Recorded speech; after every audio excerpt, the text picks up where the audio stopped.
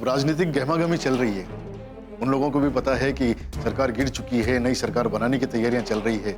यानी राजनीति ने आपके घर वालों का विश्वास भी कमजोर कर दिया है। देखो लल्लन, सारा मामला गटमट होकर रह गया है। अगर चुनाव हुआ तो हमारे हाथ से विधायक की पदवी भी जाती रहेगी और बलदेव सिंह तो वैसे ही खार खाए बैठे। अगर चुनाव जीतकर सरकार उनकी बन गई, मेरे हाथों में हथकड़ी डलवा देंगे वो। पहली बार मीडिया की तरफ से शारदा देवी पर यह उंगली उठी है कि वो अपने पति बलदेव सिंह को मुख्यमंत्री बनाने के लिए ये पद स्वीकार कर। अगर मैं किसी नतीजे पर पहुंची तो मेरा अपना फैसला होगा। लेकिन मैं नहीं चाहता कि तुम मुख्यमंत्री बनकर ये कांटों का ताज अपने सर पर रखो। आप फिक्र मत कीजिए, जब मैंने कांटों का ताज पहन लिया है तो उसकी चुभन भी सह सकती है।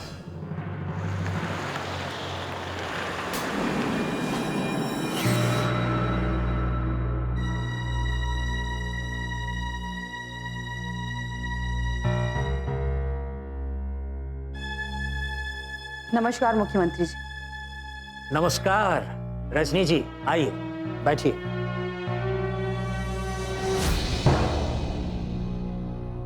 क्या बात है रजनी जी, आपके चेहरे पर भी कुछ परेशानी के भाव दिख रहे हैं। सरकार बनाने को लेकर हमारी जो कोशिशें चल रही हैं, मीडिया वाले उसमें रुकावट डाल रहे हैं। यहाँ तक कि अब तो वो शारदा देवी पर उंगली उठा रहे हैं। अरे उसे लेकर आप परेशान मत होइए, जल्दी कोई ना कोई फैसला सामने आ जाएगा।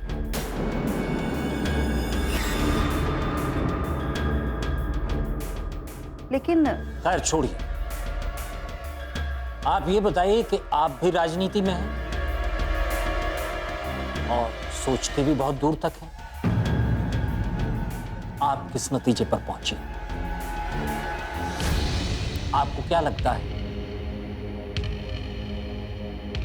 किसे मुख्यमंत्री बनाया जाना चाहिए?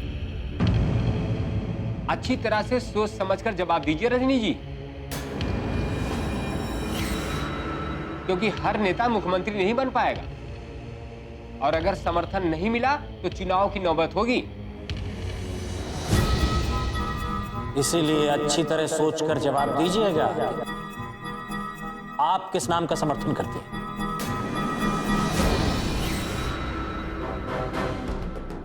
मैंने इस बारे में भी बहुत सोचा है और जहां तक आज की परिस्थिति को देखा जाए तो हमारे पास सिर्फ एक ही विकल्प है और वो है शारदा देवी।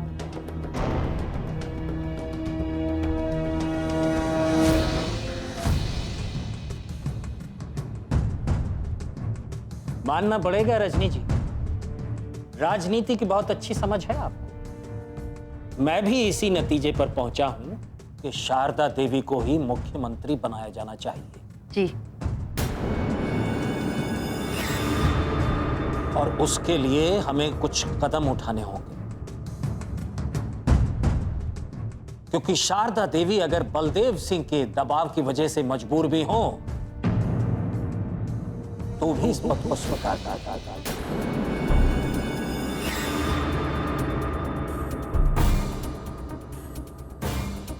आप बताइए हमें क्या करना है? अगर हमारे कुछ करने से शारदा देवी हाँ कर देती तो मुश्किल तो हमारी भी दूर होगी।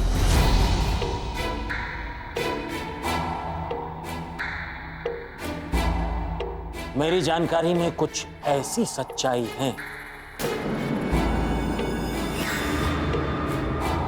जो शायद शारदा देवी को पता ना होगा। बस वो सच्चाई आपको शारदा देवी तक पहुंचानी है। लेकिन कौन सी सच्चाई? बताता हूं, आप बात को अच्छी तरह समझ लीजिए और फिर शारदा देवी को फोन कीजिए। बताइए उन्हें बलदेव सिंह क्या चीज है और वो किस हद तक जा सकते हैं।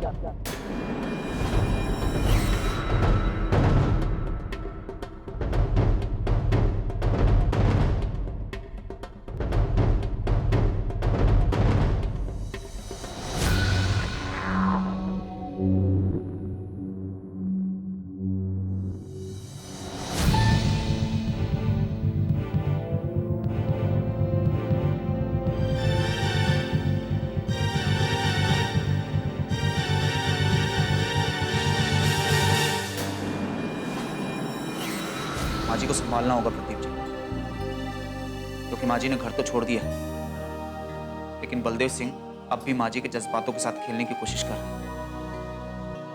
अगर ऐसा नहीं होता तो वो माँ जी को मंगलसूत्र की कसम देने की कोशिश नहीं करते। हाँ, उन्हें पता है कि मैडम संस्कारों के साथ चलने वाली है, वो मर्यादाओं में चलने वाली है। इसी बात का वो फायदा उठाना चाहते हैं बस। माँ जी मैडम, वो मेघना जी की यहाँ मीटिंग चल रही है और वो सब चाहते हैं कि आप भी वहाँ जाएं। मैं जानती हूँ प्रदीप जी, वहाँ मुझसे क्या बातें की जाएगी। मैं फोन पे ही उनसे बात कर लेती हूँ। रजनी का फोन?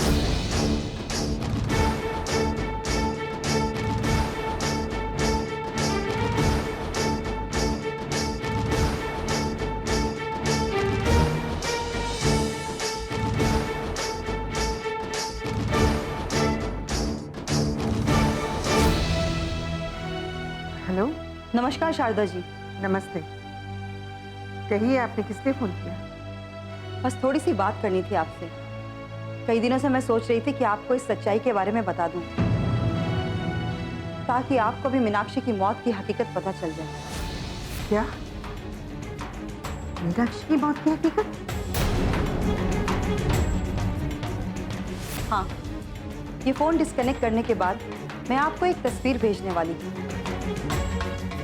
जिससे आपको ये पता चल जाएगा कि मेरी बातों में कितनी सच्चाई है। आप कहना क्या चाहती हैं?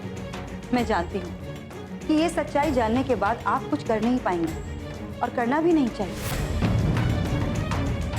दरअसल जिस सूर्या केवट ने आपकी बेटी मीनाक्षी को गोली मारी थी, वो आदित्य से बदला लेने नहीं आया था, बल्कि उसे आदित्य को मारने के लिए भेजा गया।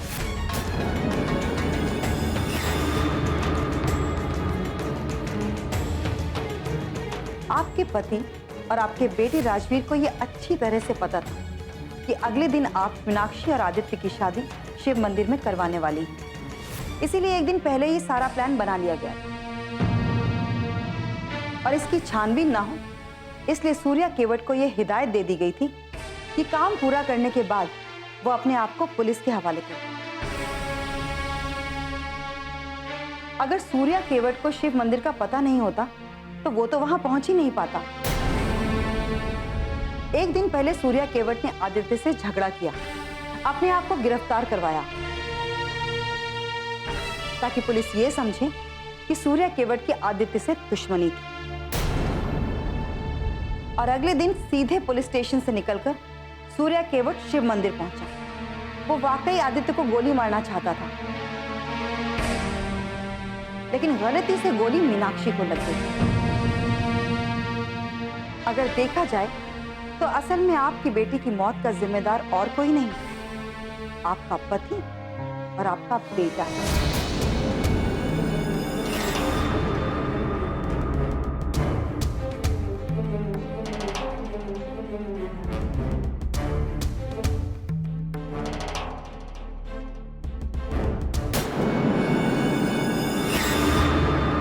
चलिए अब मैं फोन रखती हूँ।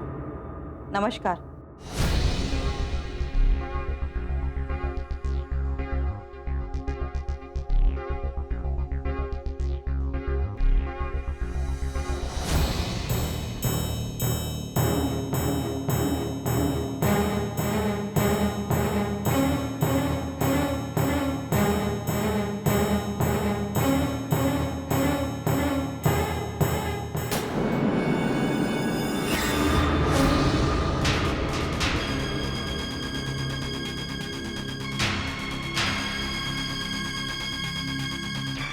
नमस्कार मुख्यमंत्री जी। नमस्कार रजनी जी, आइए बैठिए। धन्यवाद। राजवीर और सूर्या केवट की तस्वीर भेज दी आपने? हाँ, तस्वीर तो मैंने शारदा देवी को भेज दी, लेकिन अभी रिसीव नहीं हुई है, पर थोड़ी देर में ही उन्हें मिल जाएगी। लेकिन मुख्यमंत्री जी, सूर्या केवट की और राजवीर की ये तस्वीर आपको कहां से मिली?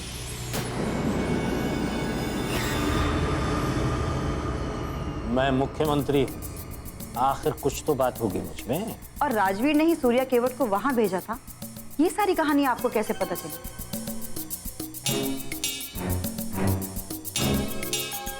अरे रजनी जी, बड़ी पुरानी कहावत है कि आम खाने वाले को सिर्फ आम खाने से ही मतलब रखना चाहिए। पेड़ गिनने वाले सिर्फ पेड़ ही गिनते रह जाते हैं। किन सवालों में फंसी हैं आप? भैया जी ने ये सच्चाई आपके द्वारा शारदा देवी तक पहुंचाना चाहते थे,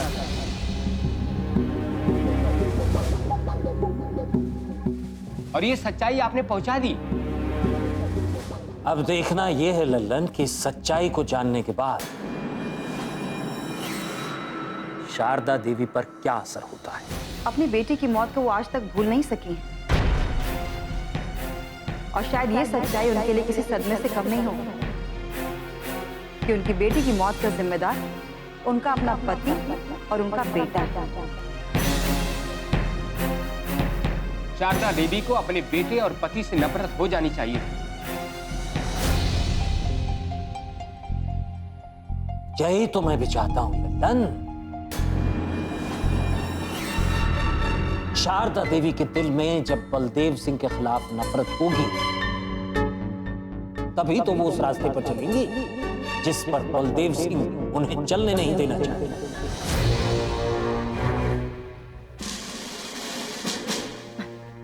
यानी कि बलदेव सिंह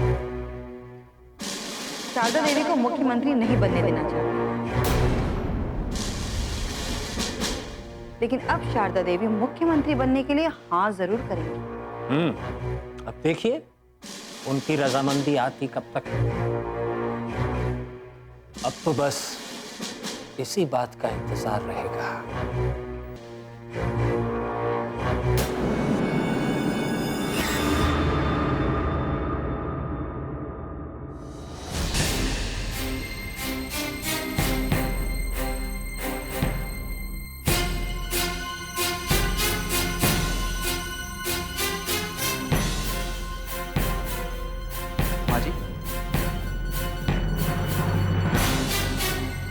रजनी वर्मा ने ऐसा क्या कह दिया कि आप सदमे में पड़ गई?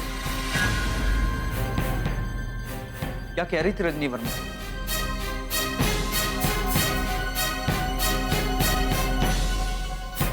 हाँ मैडम, अक्षय की मौत की हकीकत, कौन सी हकीकत की बात कर रही थी वो?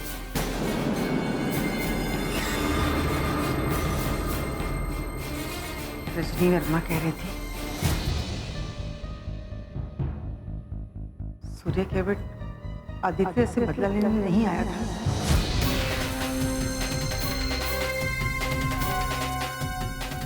बल्कि शिव मंदिर का पता बताकर उसे आदित्य को मारने भेजा था और उसे राजवीर और राजवीर के पापा ने भेजा था।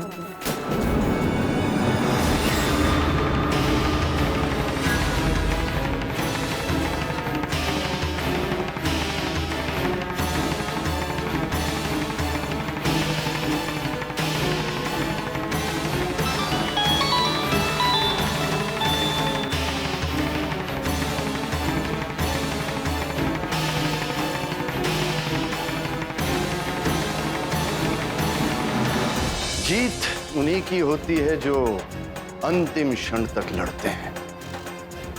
और वैसे शारदा एक घरेलू औरत है। मेरे कस्मों का उन पे असर तो जरूर हुआ। वो इतनी आसानी से ये बंधन नहीं तोड़ पाएगी।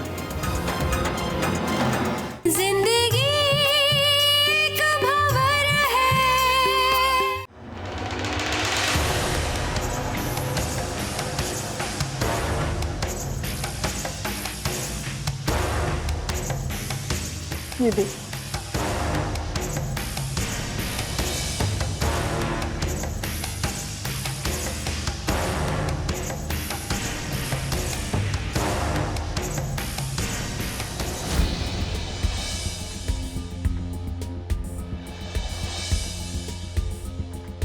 मैंने आपसे कहा था ना प्रदीप जी, हमने ये बात बताई थी मैडम को पहले ही। क्योंकि इस सवाल का जवाब किसी के पास नहीं था कि सूर्या को शिव मंदिर का पता आखिर दिया किसने।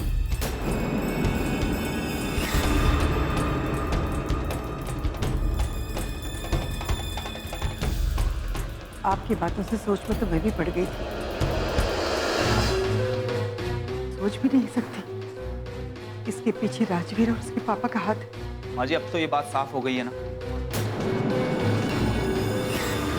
कि मीनाक्षी की मौत का जिम्मेदार कोई और नहीं बल्कि राजवीर और उसके पापा हैं। रजनी वर्मा की बात बिल्कुल सही है मैडम। आज की राजनीति में यही सब चल रहा है। कहीं जुर्म का बोलबाला है तो कहीं भ्रष्टाचार का, और इन सभी को वही रोक सकता है जिसके अंदर सच्चाई से लड़ने का जुनून हो। अब आपको फैसला करना होगा माँ जी, एक सही फैसला, क्योंकि एक सही फैसला इस प्रदेश की तकदीर बदल सकता है। इसलिए अब यह फैसला आपको लेना ही होगा माँ जी।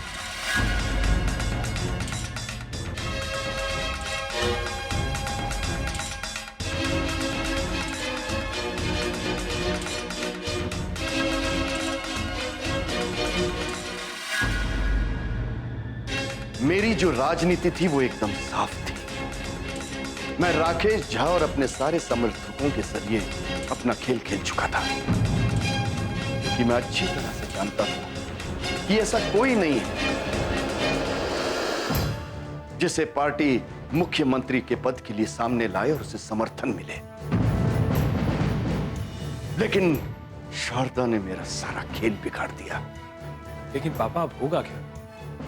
क्योंकि राकेश झा ये बात अच्छी तरीके से समझ चुका है कि आप दोबारा चुनाव करवाना चाहते हैं, और कोई भी विधायक ये बात नहीं चाहेगा।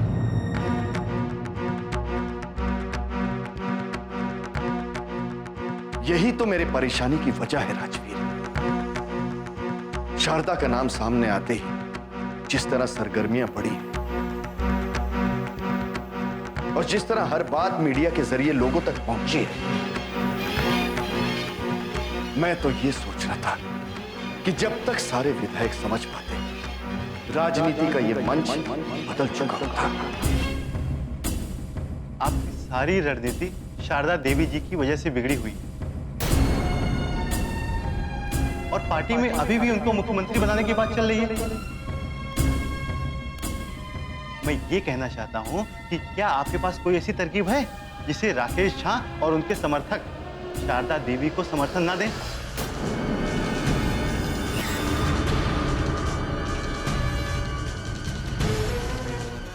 आखिरी तुरुप का इक्का तो अभी तक मैंने इस्तेमाल ही नहीं किया है सक्सेना।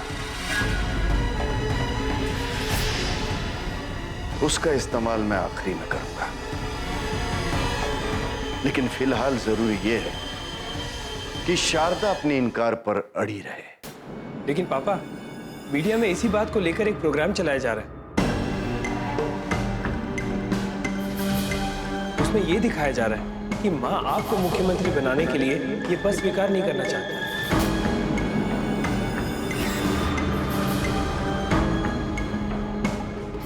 मीडिया का इस्तेमाल किया जा रहा है बेटा। ये हमारे विरोधियों की चाल है। वो मीडिया का इस्तेमाल करके शारदा को मजबूर करना चाहते हैं कि इन बातों से ही परेशान होकर खुद को सच साबित करने के लिए शारदा शायद ये पद स्वीकार कर ले।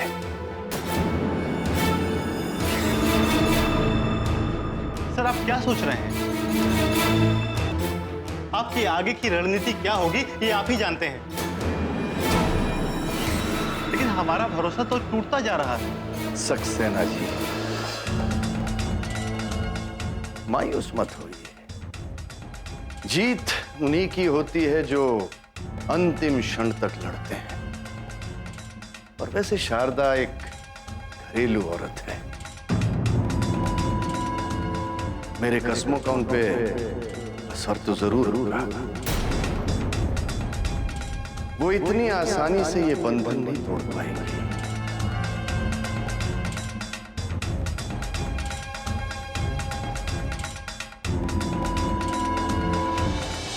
मुझे राजनीति के बारे में कोई बात नहीं करती और मैं उस रागिनी के बारे में भी कुछ नहीं सुनना चाहती। क्या है, जब प्यार का बंटवारा होने लगता है, प्यार की ललक और ज्यादा बढ़ने लगती है। और मैं तुम्हें खुद से एक पल के लिए भी अलग नहीं करना चाहती राजवीर। जिंदगी एक भंवर है।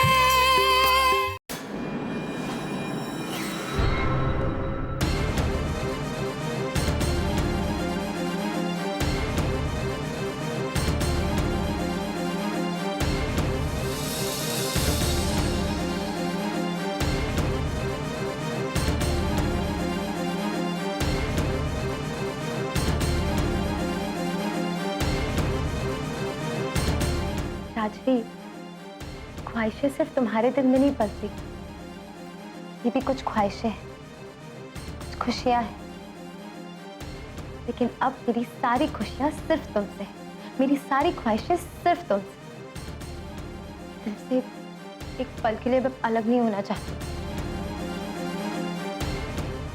देखो सुना, मैं जानता हूँ कि तुम मुझसे बहुत प्यार करती हो, लेकिन घर का माहौल तो तुम देख ही रही हो।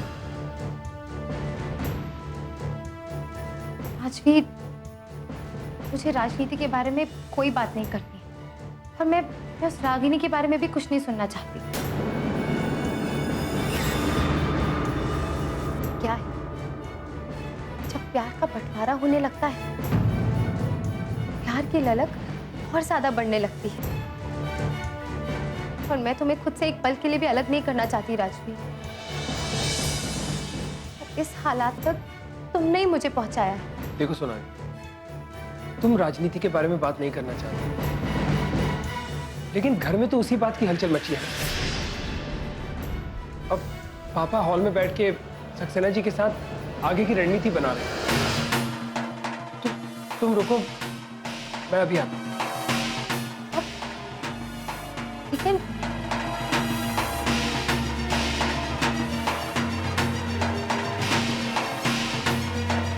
मेरी चाहत कितनी बढ़ा दी है राजवीर, और अब तुम इस बात को समझ नहीं रहे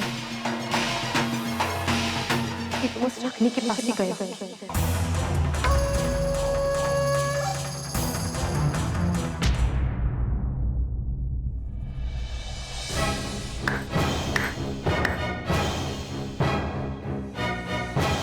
क्या हसीन ख्वाब देखे जा रहे हैं? मंसूबे तो काफी बड़े हैं, लेकिन ये जो ख्वाब तुम देख रहे हो ना सोनाली, ये कभी पूरे नहीं होने वाले। आज तुम्हें वही करना पड़ेगा जो मैं कहता हूं। लेकिन आज मैं वो करने वाली हूँ जो मेरा दिल कह रहा है।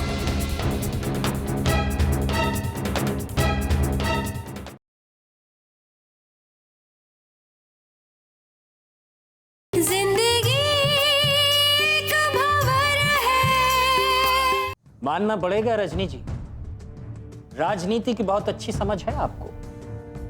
मैं भी इसी नतीजे पर पहुंचा हूं कि शारदा देवी को ही मुख्यमंत्री बनाया जाना चाहिए।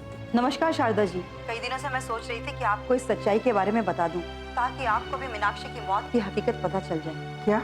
ये फोन डिस्कनेक्ट करने के बाद मैं आपको एक तस्वीर भेजने वाली हूँ, जिससे आपको ये पता चल जाएगा कि मेरी बातों में कितनी सच्चाई। मुझे राजनीति के बारे में कोई बात नहीं करनी। जब प्यार का बंटवारा होने लगता है, प्यार की ललक और ज्यादा बढ़ने लगती है। और मैं तुम्हें खुद से एक पल के लिए भी अलग नहीं करना चाहती राजवीर।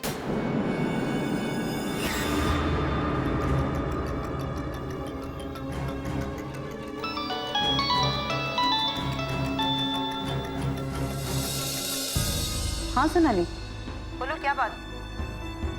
कैसी है दीदी? मैं ठीक हूँ, तुम बताओ, बहुत उदास लग रही हो। दीदी, शायद मेरी सोच, मेरी जिंदगी एक नई करवट ले रही है। दीदी, मुझे आपकी मदद चाहिए। मैं रागिनी को इस घर में नहीं देख सकती। मैं रागिनी को राजवीर की जिंदगी से हमेशा हमेशा के लिए अलग करना चाहती हूँ। अरे अरे, तुम तो जज्बाती हो रही हो। हाँ दीदी, पहले मैंने ये बात कभी महसूस ही नहीं की, लेकिन आज मैं ये बात महसूस कर रही हूँ कि एक औरत के जज्बात मेरे अंदर भी उठने लगे हैं। और दीदी, बस रागिनी से कैसे छुटकारा पाया जाएगा ये मुझे सिर्फ आप बता सकती हैं।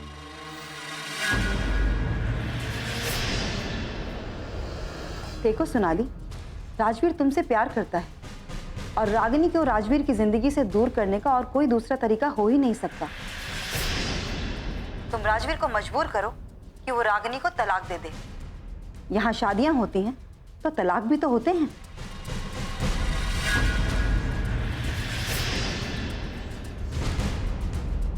हाँ दीदी, अब ऐसा ही होगा। पहली पत्नी होने का बड़ा गुरूर है ना, उसका ये गुरूर इसी तरह से टूटेगा। राजवीर को रागिनी को तलाक देना ही होगा। जो भी तैयारी करो बहुत सोच समझ कर करना सोनाली, और मेरी बात याद रखना, दिल से नहीं दिमाग से काम लेना। चलो अभी मैं फोन रखती हूँ। बाय। बाय दीदी।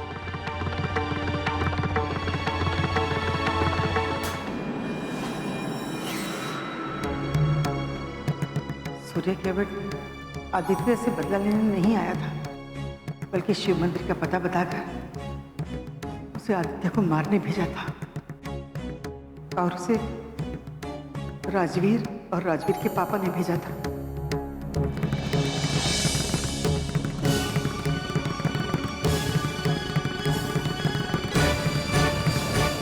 आदित्य,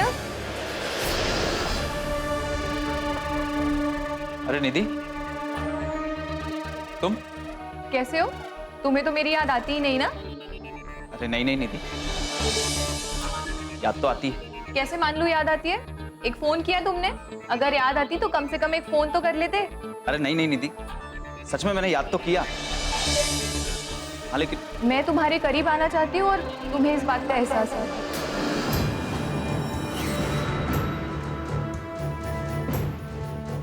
खैर छोड़ो इस बात को। आंटी जी कहाँ है? माँ जी अपने कमरे में। टीवी पर जो न्यूज आ रही है उसे देखकर तो माँ भी परेशान है, और सारे लोग असमंजस में हैं कि आखिर आंटी पद स्वीकार करने के लिए हाँ क्यों नहीं कह रही है। और वो सारी बातें जो न्यूज में आ रही है जिसमें ये साबित करने की कोशिश की जा रही है कि बलदेव सिंह को आंटी मुख्यमंत्री बनाना चाहती है और इसीलिए वो पद स्वीकार नहीं कर रही है। अरे नहीं नहीं निधि, ऐसी बात नहीं है। दरअसल माँ जी को रोकने के लिए तरह तरह के तरीके लगाए जा रहे हैं, इसलिए माँ जी किसी एक नतीजे पर नहीं पहुंच पा रही है। क्या तरीके अपनाए जा रहे हैं और कौन उन्हें रोकना चाहता है? जाहिर सी बात है निधि, बलदेव सिंह की ओर से उन्हें रोकने के लिए कोशिश की जा रही है। उन्हें कसम तक दी गई है। क्या? हाँ निधि, लेकिन माँ जी को यह भी पता है कि बलदेव सिंह कितने स्वार्थी और खुदगर्ज इंसान हैं। जज्बातों का सहारा लेकर उन्हें जो रोकने की कोशिश की जा रही है वो भी उनकी राजनीति का ही एक हिस्सा है। और भी एक सच्चाई सामने आई है, और अब तो मैं उम्मीद कर सकता हूं कि माँ जी किसी ना किसी नतीजे पर तो जरूर पहुंचेगी। नहीं आदित्य, किसी और नतीजे पर नहीं। उन्हें मुख्यमंत्री पद के लिए मनाना ही होगा, और इसी में प्रदेश की भलाई है।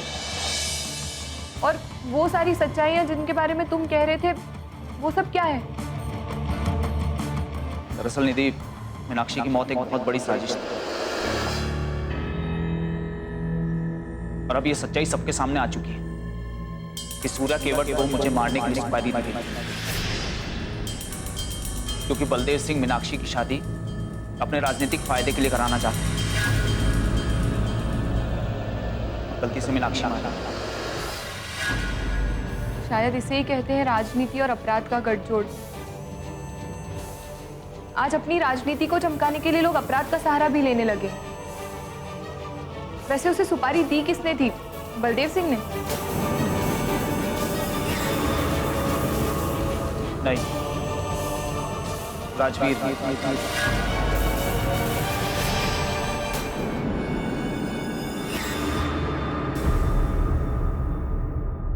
देखो सोनाली, राजवीर तुमसे प्यार करता है और रागिनी को राजवीर की जिंदगी से दूर करने का और कोई दूसरा तरीका हो ही नहीं सकता। तुम राजवीर को मजबूर करो कि वो रागिनी को तलाक दे दे। यहाँ शादियां होती हैं तो तलाक भी तो होते हैं। सोनाली,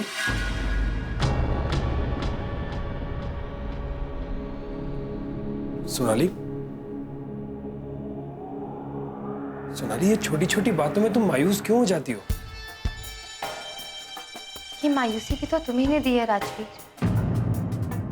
अब तो मैं ये समझ नहीं पा रही कि तुम्हारे दिल में रागिनी के लिए ज्यादा प्यार है या मेरे लिए।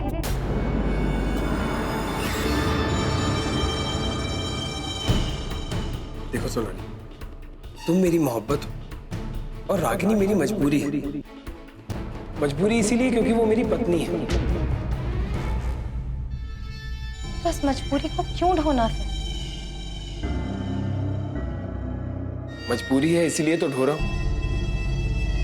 राजवीर, अगर शादियां होती हैं तो तलाक भी होते हैं। अगर रिश्ते जुड़ते हैं तो टूटते भी हैं। फिर ये रिश्तों की मजबूरी को क्यों ढोना? राजवीर, इसे गलती से तुम्हारी पत्नी बना दिया गया है, तो इसका ये मतलब नहीं है कि तुम्हें उससे छुटकारा नहीं मिल सकता। तुम उसे तलाक क्यों नहीं दे देते? तुम उसे तलाक तो दे सकते हो। तलाक दो और दफा करो अपनी जिंदगी से।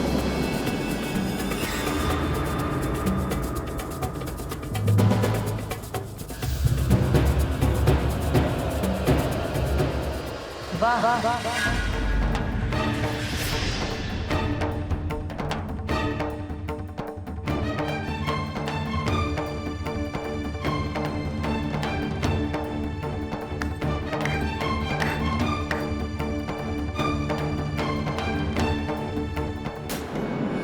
क्या हसीन ख्वाब देखे जा रहे हैं। मंसूबे तो काफी बड़े, लेकिन ये जो ख्वाब तुम देख रहे हो ना सोनाली, ये कभी पूरे नहीं होने वाले।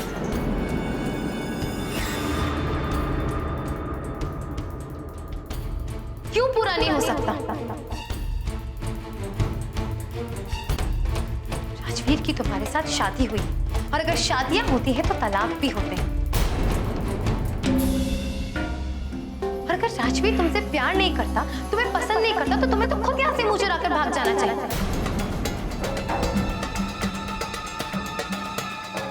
हम इस घर में मुंह चुरा कर नहीं आए।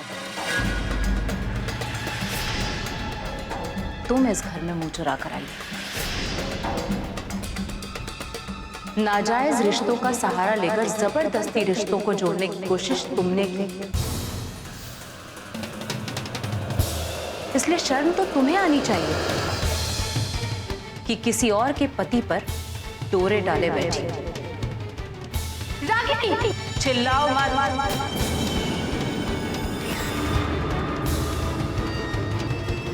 शायद तुम जैसी लड़कियों को कोई और मिल भी नहीं सकता, लेकिन एक बात याद रखना, यहां से भी तुम्हें कुछ हासिल नहीं होने वाला। इस घर से हम नहीं, बल्कि तुम जाओगे सोनाली, तुम।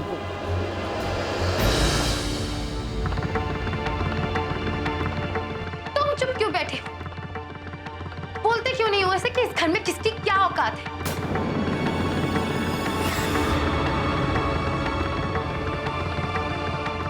Sonali please, please Sonali.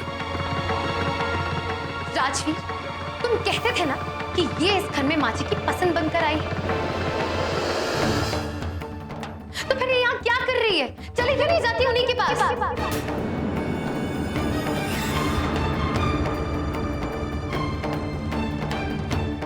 अच्छा, और क्या क्या बताया इन्होंने तुम्हें हमारे बारे में?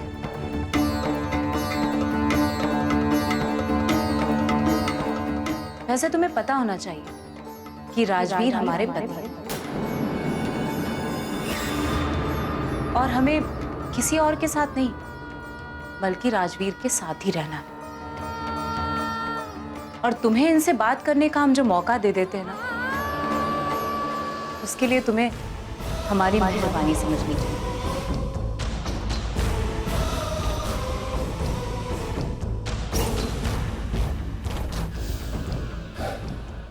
चलो राजवीर।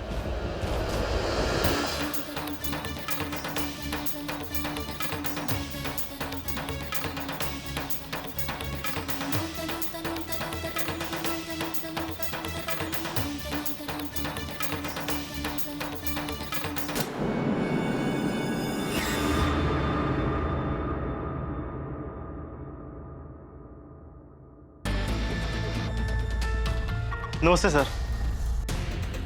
क्या बात है सक्सेना, परेशान नजर आ रहे हो? अब क्या बताएं सर जी, उड़ती उड़ती जो खबरें आ रही हैं उसने तो मुझे बेचैन कर दिया है।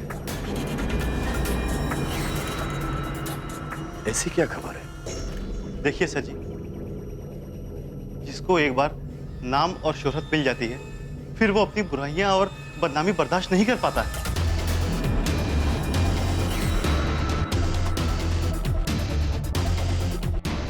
किसकी बात कर रहे हो तुम? शारदा देवी की बात कर रहा हूं।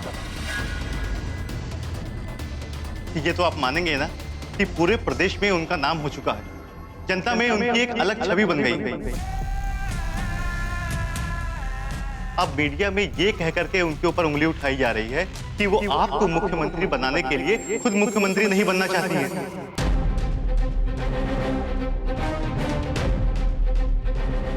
हाँ तो खबर ये है सर जी कि जानबूझ करके मीडिया के जरिए उनके ऊपर उंगली उठाई जा रही है, क्योंकि वो अपनी बिगड़ती छवि को बर्दाश्त नहीं कर पाएंगी और मुख्यमंत्री पद स्वीकार कर लेंगी। वो ये सब एक रणनीति के तहत हो रहा है सर जी।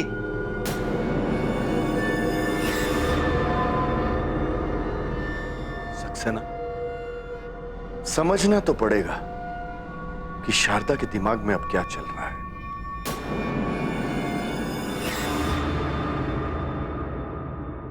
वही तो मैं कह रहा हूं सर जी, जनता जनार्दन पार्टी को 2 दिन का वक्त मिला था और आज आखिरी दिन है। बस सर, आज संभाल लीजिए, कल से राजनीति का खेल हमारी मुट्ठी में होगा।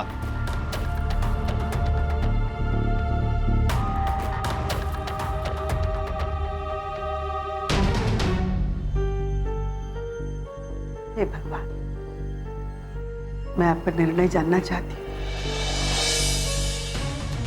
मेरी प्रार्थना स्वीकार कीजिए। मैंने निर्णय तो कर लिया है, लेकिन अंतिम निर्णय आपका होगा।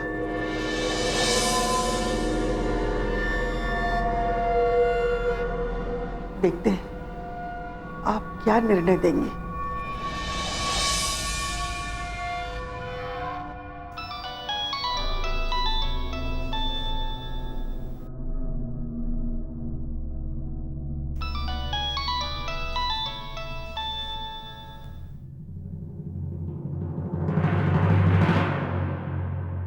क्या मैं ये समझूं कि आपका निर्णय सामने आ गया? यानी भगवान का आदेश ये है कि मैं मुख्यमंत्री का पद स्वीकार करूं, और आज मैं ये पद स्वीकार करने वाली हूँ। क्या बकवास कर रही हो तुम? ये वो सच्चाई है, अब इसे कोई बदल नहीं सकता।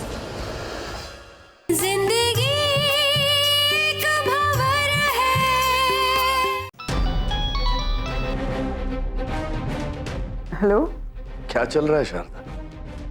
भगवान से प्रार्थना कर रही हूँ, उन्हें राह दिखाने के लिए पूछ रही हूँ। अब और कौन सी राह देखना चाहती हो? तुम्हारे लिए बेहतर यही होगा कि अपना मोबाइल बंद करो और किसी देव स्थान पर चली जाओ। तुम्हारे मन को भी शांति मिल जाएगी और हमारे मन को, और शायद रिश्तों की गरिमा भी रह जाएगी।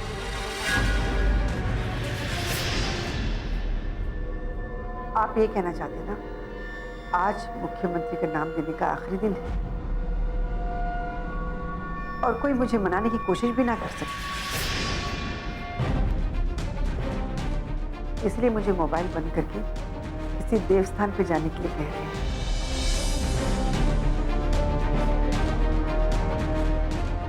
मानना पड़ेगा शारदा, अब तुम राजनीति को अच्छी तरह से समझने लगी हो। हाँ, इसलिए आपको भी समझने लगी हूँ। आपको भगवान का ख्याल सिर्फ राजनीति के लिए ही आता है ना? देखो, मैं तुमसे कोई बहस नहीं करना चाहता। आज तुम्हें वही करना पड़ेगा जो मैं कहता हूं। लेकिन आज मैं वो करने वाली हूँ जो मेरा दिल कह रहा है। जानना चाहते हैं आप मेरा दिल क्या कह रहा है और मैं क्या करने जा रही हूँ? क्या करने वाली हो तुम? मैंने अपना ये निर्णय भगवान को छोड़ दिया था और मैंने भगवान से प्रार्थना की, अगर दोपहर तक आपका फोन नहीं आता तो ये पद मैं स्वीकार नहीं करूँगी। अगर आपका फोन आता है तो मैं ये समझूंगी भगवान का आदेश है।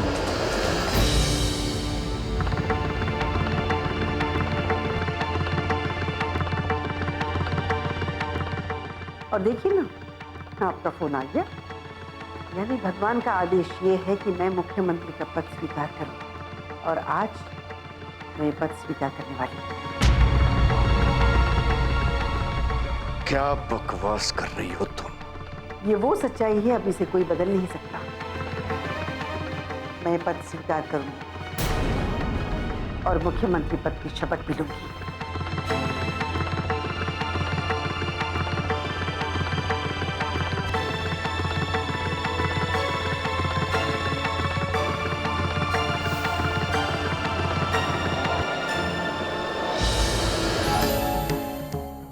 सिर्फ आज का दिन है मुख्यमंत्री जी। अगर आज कोई फैसला नहीं हुआ तो सारी रणनीति बिखर कर रह जाएगी। आप आचार्य जी से बात कीजिए कि वो शारदा देवी से बात तो करें। जी जी, धन्यवाद। मैडम, क्या होने वाला है कुछ नहीं पता। शारदा देवी को मनाने की सारी रणनीति नाकाम हो चुकी है और आज आखिरी दिन है। मैं भी तो यही सोचकर परेशान हूँ। पार्टी दफ्तर के बाहर जाकर देखिए कि कितनी भीड़ है। सारे कार्यकर्ता आक्रोश में हैं और मीडिया वाले यहां वहां से जानकारी इकट्ठा करने की कोशिश कर रहे हैं। आप ठीक कह रहे हैं शांतिलाल जी। अगर सच कहा जाए तो पार्टी की छवि अब खत्म हो रही है। अगर आज मुख्यमंत्री का नाम घोषित नहीं किया गया तो कल पार्टी की छवि पूरी तरह खराब हो जाएगी। पता नहीं क्या क्या चालें चली जा रही है। सारे विधायक और कार्यकर्ता तो इसी बात को लेकर परेशान होंगे। सरकार तो अब गिर गई, लेकिन कहीं पद भी उनके हाथ से ना चला जाए। आपने मुख्यमंत्री जी से बात की? क्या कह रहे थे? वो भी बहुत परेशान हैं। मैंने उनसे कहा है कि आचार्य जी को फोन करें, उनसे बात करें, लेकिन डर तो मुझे इस बात का है कि कहीं ऐसा ना हो कि इस खेल में बलदेव सिंह की जीत हो जाए। मेरे नाम के मुर्दाबाद के नारे लगवा, पूरे शहर में हलचल मच जानी चाहिए। पोस्टर्स लगाओ, बैनर्स लगाओ। शारदा किसी भी हालत में मुख्यमंत्री नहीं बननी चाहिए। जिंदगी एक भंवर है। मैं जीत कर हारना नहीं चाहता, नहीं हारना चाहता। मैं सियासत के इस खेल में मैं ये हार बर्दाश्त नहीं कर सकता। पापा, लेकिन हुआ क्या है? शारदा ने मुख्यमंत्री बनने का फैसला कर लिया है और वो जरूर बनेगी। क्या? राजवीर, वो मेरे रास्ते की सबसे बड़ी रुकावट बनने की कोशिश कर रही है। अगर वो मुख्यमंत्री बन गई तो ना फिर चुनाव हो पाएंगे और ना ही हमारी पार्टी खड़ी हो पाएगी। उसका मुख्यमंत्री बनना हमारी पार्टी का बर्बादी का ऐलान होगा। आप बिल्कुल ठीक कहते हैं सर, बिल्कुल ठीक। वो मुख्यमंत्री बनना चाहती है और इसे उसने ईश्वर का फैसला बनाया, लेकिन मैं ये फैसला बदल दूंगा। मैं अपनी ही पत्नी के हाथों शिकस्त नहीं खाना चाहता। वो मुख्यमंत्री नहीं बनेगी, हरगिज़ नहीं बनेगी। लेकिन अब उन्हें कैसे रोका जा सकता है सर जी? क्या कोई रास्ता है?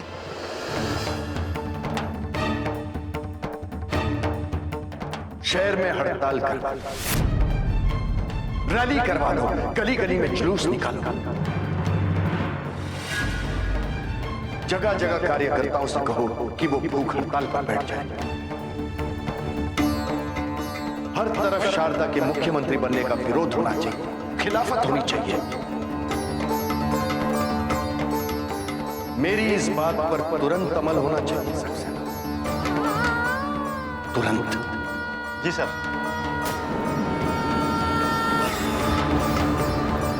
अपनी पार्टी के कार्यकर्ताओं के हाथ में उनकी पार्टी का झंडा देकर आंदोलन शुरू कराइए।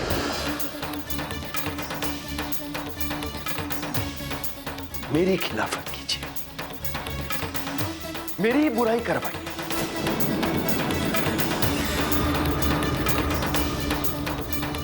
नारे ये लगने चाहिए कि शारदा देवी का मुख्यमंत्री बनना बलदेव सिंह चाल है, और बलदेव सिंह की ये चाल कामयाब नहीं होनी चाहिए, और शारदा को मुख्यमंत्री नहीं बनना चाहिए। समझ गए ना तुम? जी सर।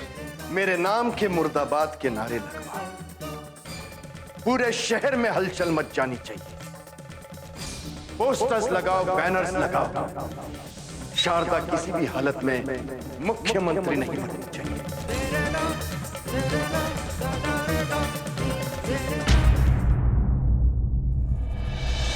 सुनकर बहुत खुशी हुई कि आखिर आपने इस पद को स्वीकार करने का मन बना लिया। हाँ आचार्य जी, मैं थोड़ी असमंजस में जरूर थी, मुझे रोकने की बहुत कोशिश की गई थी, लेकिन आपके प्रस्ताव को ईश्वर का आशीर्वाद मानकर मैंने मान लिया। शारदा देवी, मैं सिर्फ इतना जानना चाहता हूं कि आपने अपने इस फैसले के बारे में बलदेव जी को बताया?